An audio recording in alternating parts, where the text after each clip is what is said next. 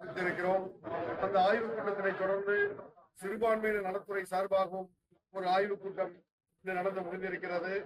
இந்த ஆய்வுக் கூட்டத்திலே மாவட்டத்திலே நடத்தப்பட வேண்டிய வளர்ச்சிப் பணிகள், நலத்திட்ட உதவிகள், பேரிடர் மேலாண்மை சம்பந்தப்பட்ட பணிகள் எல்லாம் சரியான முறையில் நடைபெற்று வருகிறதா என்பதை குறித்து ஒரு நீண்ட நேர ஆய்வுக் கூட்டம் நடந்து முடிந்திருக்கிறது. அந்த வகையிலே சென்ற ஆட்சியிலே அறிவிக்கப்பட்டிருக்கக்கூடிய திட்டங்கள் இன்னும் முழுமை பெறாத நிலைமையில் இருக்கக்கூடிய திட்டங்களை எல்லாம் விரைந்து நடத்தி முடித்து அதை மக்களுடைய பயன்பாட்டிற்கு கொண்டு வர வேண்டும் என்று அதிகாரிகளுக்கு வேண்டுகோள் விடப்பட்டிருக்கிறது. வரக்கூடிய மழை காலத்திலே மக்களுக்கு எந்த விதமான பாதிப்புகளும் ஏற்படாத வகையிலே பேரிடர் மேலாண்மை குழுவினர் தயார் நிலையில இருக்க வேண்டும் என்ற அடிப்படையிலே என்னென்ன ஏற்பாடுகள் எல்லாம் செய்யப்பட்டிருக்கின்றதை குறித்தும் ஆய்வு செய்யப்பட்டு அவர்களுக்கு அறிவுறுத்தல் இருக்கிறது. மேலும் ஒப்படைச்சிருக்காங்க. ஆன்லைன் செக் பண்ணு ஒப்படைச்சிருக்காங்க. அது புத்தகத்துக்காக வழங்கிய சிறுபான்மையில வந்து இருக்கு. அதை மீட்கக்கூடிய நடவடிக்கை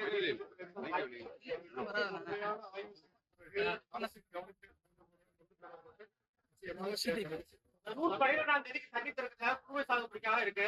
ஆனா தண்ணி திறக்கிற ஏற்பாடு விவசாயிகள் வந்து குறுவை சாகுபடியை பொய்த்து போற நிலைமை ஏற்பட்டிருக்கு. வழக்கமாக 300 அடிக்கும் அதிகமாக நீர்நிலை இருக்கும்போது வழக்கமாக இருந்து கொண்டிருக்கிறது. தற்போது 79 கனடிகள் 79 அடிகள் நீர் தேக்கம் இருப்பதால் அது குறித்து அதிகாரிகள் டாஸ்மாக் கடை மூடினாங்க.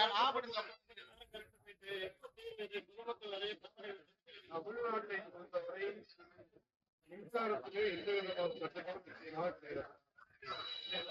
நாகப்பட்டினம் மாவட்டத்தை 2 தினங்களுக்கு உட்பட்ட முதல் காட்டினால் அங்கே திரு மின்சாரம் வந்து தட்டுப்பாடு இருக்கிறார்கள்.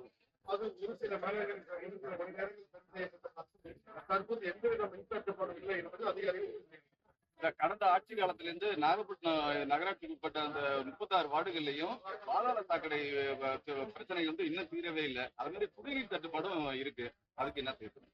குடிநீர் தட்டுப்பாடை பொறுத்தவரை கூட்டுநீர் திட்டம் செயல்பட்டு வந்து கொண்டிருக்கிறது.